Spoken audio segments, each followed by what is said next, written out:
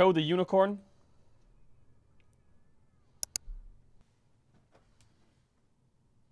It's f***ing huge!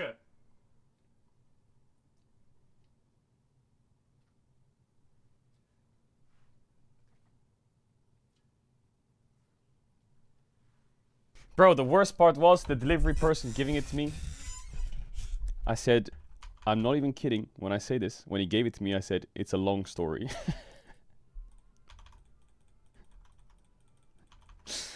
Because it wasn't packed in a box, it was packed in like plastic and it was squished into a square. And it was just a plastic square. And you could see it was a unicorn inside. It's a long story. So that guy probably thinks I'm into f***ing... Is it soft? Yeah, it's soft. I can't bring it to Korea, bro. I'd have to get a fucking... I'd have to literally buy a plane ticket for it. It's that big. Wait, they released the full changes? Holy shit. Aphelios, Calibrum Mark damage is up by... It's down by 5% bonus AD. Severum Onslaught damage is up a tiny bit, percent total AD. Infernum... Aphelios, I'm not gonna lie. Draven E cooldowns down by a couple seconds, W. His R multi-hit Forloff. Minus 8% multiplicative to a minimum of 50 to minus 5% multiplicative to a minimum of 50%. Is that when it... Is that when it just hits more targets or what? Kaisa WCD is down by 2 seconds. Early game. R base shield is up by 30 flat. LeBlanc RQ and RE are up. What the fuck is RQ1/RE1? What is that? Is that Ult Q and Ult E? How are they wording this? How can you say two different spells and then show two different values? You know what I mean? If it was just RQ. Wait, does LeBlanc RQ and LeBlanc E1 have the same damage? Is that why they can compact it into one layer? Okay. So they can do two spells in one. Chad, I used to play LeBlanc in Pro. Mark RQ2 root EQ damage. So basically LeBlanc's flat damage is up by 10, 0, 10, 20, and then it's up by... Well, it's actually down. So the initial damage is higher, and the Mark burst... Oh no, it's up. It's up by 40. It's up by 0, 20, 40. The RW damage is up by 15 and then 30. Okay, so actually these LeBlanc buffs are really nice. Not gonna lie. These are some big LeBlanc buffs. Olaf Q monster bonus physical damage is up a lot. Not level 1, but already 10 damage level 4. Wow. Olaf jungle is going to be pretty fucking good. I think Olaf as a champ right now is really good. Olaf is going to be really powerful at MSI. Good flex. Poppy Q monster damage cap has been relieved. So Poppy jungle is also better now, the Q clear. Wow, okay. So Poppy and Olaf jungle already big standouts. Q monster damage on Kiana is up by 20%. That's quite handy for solo queue probably. I'm not sure if it'll slide into pro play, but that's actually really nice for clear. Vex E cooldown is down by 1 second. R takedown reset window is up by 2 seconds. So you have 8, so instead of having 6 seconds, you have 8 seconds to recast ult basically, or what? Zahen W cooldown, which is his fucking... is down by 2 seconds early. Okay. Alright, so in terms of buffs, I think the Draven one is not that big of a deal. The Kaisa one's pretty nice, but it's still 14 seconds max rank, so if you're playing Poke Kaisa late game, it's the same cooldown. The LeBlanc ones are pretty big. I think LeBlanc, Olaf, Poppy are the biggest winners. I think some champs are already pretty strong. I think Zahen's pretty strong already. Aphelios, I didn't really read through it because... like, Crescendum Sentry is his fucking turret. Infernum Duskwave is his, like, blue gun Q. Severum Onslaught is his red gun Q. And Calibran Mark is his green gun Q. And maybe... I feel like you have to be an Aphelios main to know the damage ratios as to whether they're a lot better or not. Because this is, like... Let's take his Infernum Duskwave damage, which is his blue Q. That's going up by 5% bonus AD. Which, it depends how much of an Aphelios main you are. Because Aphelios changes so much... Because some Aphelios metas, you have to go fucking, you have to go lethality on your passive level ups. And some you have to go base AD. And I don't know what state Aphelios is in. But if you get base AD It's bonus AD, so it increases your blue gun damage. Does that change your passive level up stat change? I feel like you have to be a fucking... You have to be a god to your Aphelios. Minions have spawned. The death of the European tier 2 scene. Oh god. Oh my god, bro. Every day you wake up and there's another post about how cooked the world is. This is gonna be a long post with a lot of venting. Okay. This edition of the EMEA Masters broke a record as it saw the lowest average viewers of all EMEA Masters going as back as 2019 spring, with only an average of 23k. First, it's the format, which was sped up, having every game from the play-ins. Second is the scheduling, playing on the same days. Third is the coverage. There isn't a proper official English broadcast, as the EMEA Masters channel has stopped and was replaced by the EU Runners channel. And it extends to other languages from what I can find. There is a complete imbalance in coverage. The power level between ERL is far too skewed to generate proper storyline and engagement. Listing all the issues each ERL has encountered would be too long to recap. Sadly, there is also a last culprit, which is incarnated by a single actor, but isn't limited to only him, the actor being Trayton. Bro, don't tell me we're in blame co-streamers. I may overestimate the size of the French crowd, but I'm fairly certain it could by itself, through the dedicated work of OTP, generate enough viewers for the EMEA Master to previous numbers, except that I don't want to start a hate train on Trayton, but it does stink to see Tier 2 being overshadowed like that by other projects made by people who wouldn't even be a success streamer without it in the first place. It really feels like pulling the rug after they passed. Outside of Trayton's event, it's sad and irritating to see that almost no co-streamers picked up the EMEA Masters. I don't understand. What did Trayton do? First of all, what did Trayton do? No, I'm going to crash out in a second. He didn't stream it. Okay, so Trayton didn't stream EMEA Masters. Can you read? Where? Read where? I don't get it. I don't want to start a hate train on Trayton or any single person, but it stinks to see Tier 2 being overshadowed by the project made by people who wouldn't even be successful streamer without it in the first place. It's really... Chat, I don't understand why you're saying rage baiting. What part am I supposed to read? That makes me get it. The Trayton part is this part. Oh, okay. I'm actually stupid as fuck. Except that another event to the French scene entered the fray and competed directly for the French-speaking audience, the Solo Queue Challenge in Korea. Okay. That's my bad. That's my bad for reading.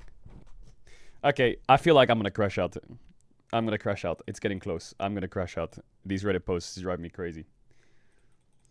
How dare streamers make content during the year when this tournament's on, when esports is on 24/7 every day of the week except for 1 week a year? How dare you make content? Bro, f*** off. Like, seriously, this pisses me off.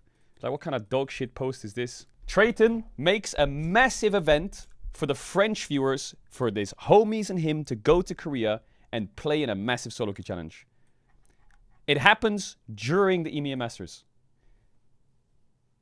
I think I should call this out for fucking how dare you do this at the same time. Bro, when do you want him to do it? He can't do it during the regular seasons and the tier 1 regions because he's co-streaming that shit probably. Of course he wants to make content when there's like downtime from tier 1. He's a tier 1 co-streamer. Was he a tier 2 co-streamer before or some shit? Like, how is this even like... Like, I'm all for ERLs having higher viewership. Yeah, don't get me wrong. But how the f*** is Trayton even being dragged into that?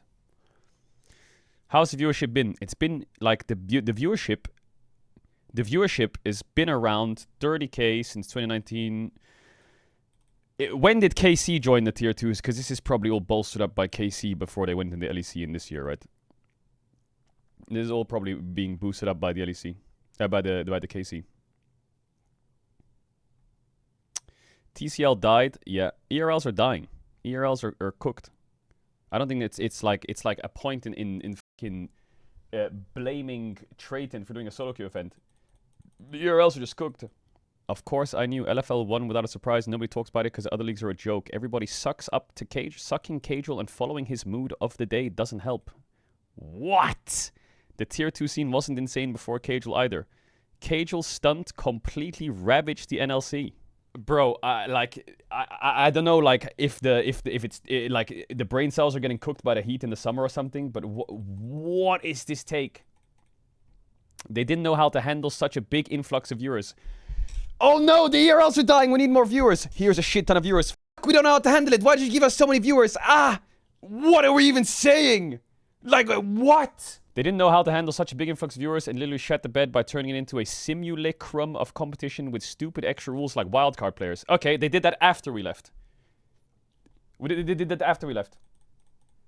All reeked of streamer feet and fun, just leech off Caedrel's base. Bro, you're making an entire paragraph. You had one sentence to write.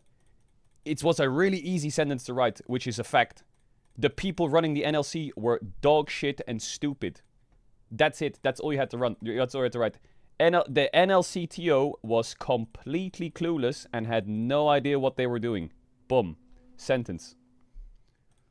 They had zero capitalization on the LR viewers. They made a fucking Mickey Mouse tournament after we left. They lied to every team that we were staying in the league when we told them months ago that we were leaving. They fucking tried to pull so many stunts on us when we were there. He's on your side? Bro, I'm not saying whether he's on my side or not. If he's on my side or he hates me, I don't know who this person is. I don't really mind if they hate me or whatever. Or if they like me, it doesn't bother me. But the NLC, the people running it were mental. The TO had gone far as the lying to every team about LR's continuous participation this year and didn't even and now given that TO was already in the red when the lie was exposed, they gone belly up. I won't solely blame LR for the death of the NLC. Oh my god, bro. NLC had like fucking... I'm gonna crash. Because this take actually exists. People think that we made a team, LR, and we killed the NLC. That shit was 6 foot under before we even started. It had 50 viewers on the daily. What the fuck did we kill? It was already dead. That shit was about to get scrapped within the next year if we didn't make a team. We had to resuscitate it, re-inject it, fucking bring it back to life, turn it into some intergalactic spatial being to come back to life. We had to do some fucking voodoo magic. And then they still killed it when we left, even harder. They literally pulled out a fucking sawn-off shotgun and blasted the face out of the league when we left. The reason I don't like posts, I get it. EMEA Masters didn't have that much viewership. I get it. To like sit there and go around in circles being like, oh, the co-streamers didn't co-stream. Oh, the content creators did this. Oh, this happened, that happened. Zoom out. Let's look at the problem. Wait. League viewership is going down across the board. Wait. And that's affecting tier 2s as well. Really? Which is a fact. League viewership, LCS records lowest viewership, LEC viewership's going down unless it's Koi, KC, G2 playing. LCK is an exception because of Gen G, HLE, and T1. But overall, League viewership is struggling a little bit, and it's going down. And there's a fix that Riot will have to do to the ERLs, which is true. And the fix that they're going to have to do is they're going to have to merge the ERLs into a tier 2 ecosystem where like maybe 15 to 18 teams from all the different regions come together and they form into one. Will that fix the viewership? No, but it will centralize everything, so it becomes one whole tournament. Because the problem right now is there's 50 TOs running the ERLs. EMEA Masters is on a fucking... EMEA Masters is like opening up a Kinder Surprise as to whether it's happening this year or when it's happening. NLC wasn't even playing games before EMEA Masters started. Everyone has their own formats, leagues, languages, players, teams, franchise, TOs.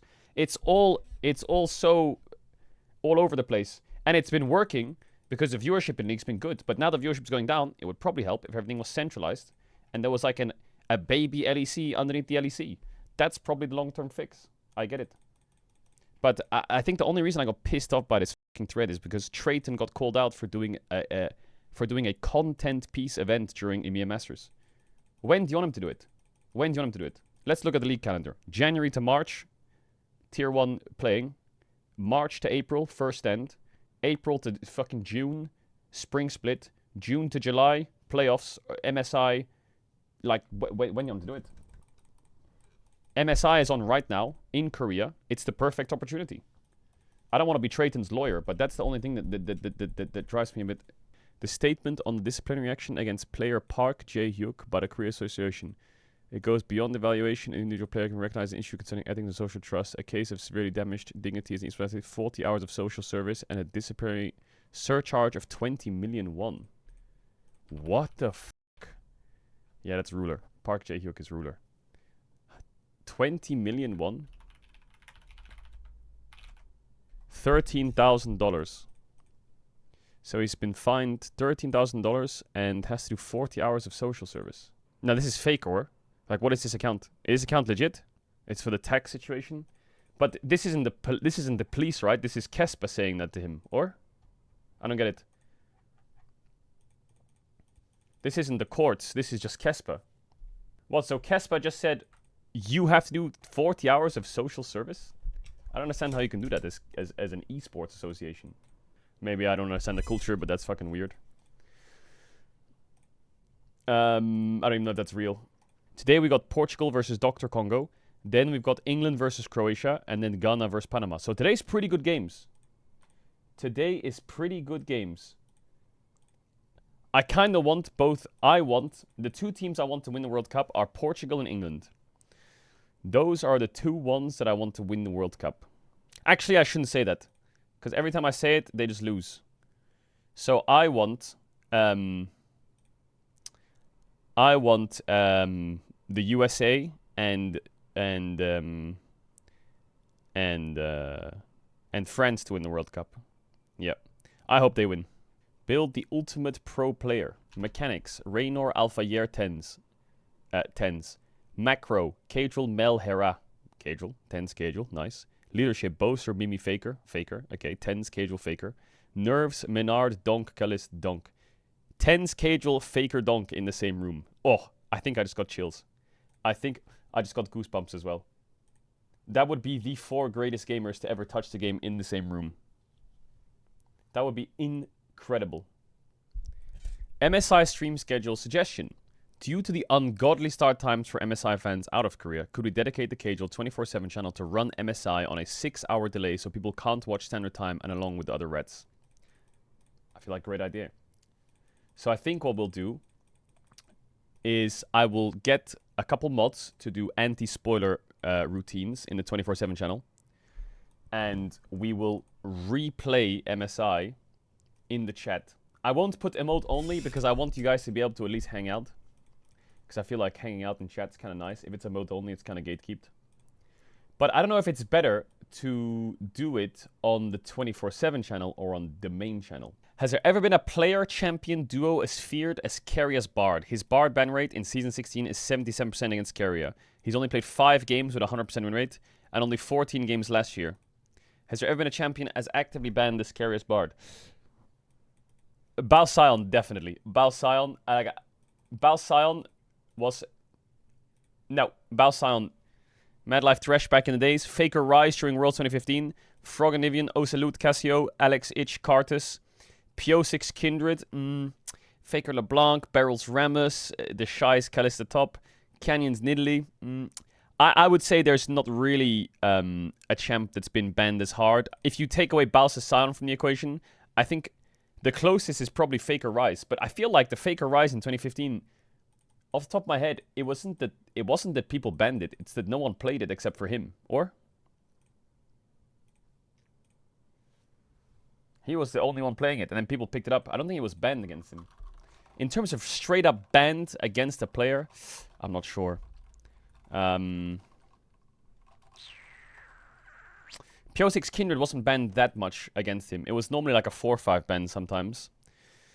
Faker LeBlanc was banned a lot back in the days. I'm not sure actually. I'm sure someone who's done the research can find it. Because there's a lot of... It depends how you rate it. You could say like Balsion. You could say like Natty Nat Rengar. You could say all these things. But to be honest, I think it just comes down to your criteria. Well, Caps is 17-0 right now in Korean solo queue. And he's fucking pissing on everyone.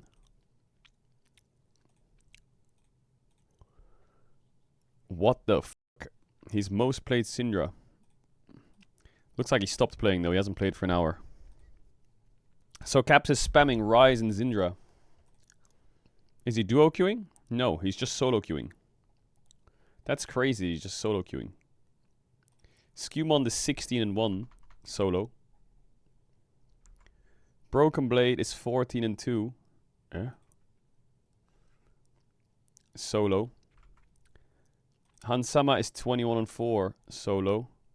And James is... Why does he have hashtag 6767? 13-4. What about... Kalist is 9-0. Kana is 4-2. Yike is 11-0. Yeho is 7-7. What? And Busio is 4-1.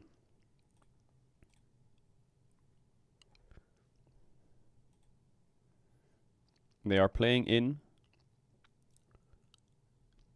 What the fuck? The elo is all over the place.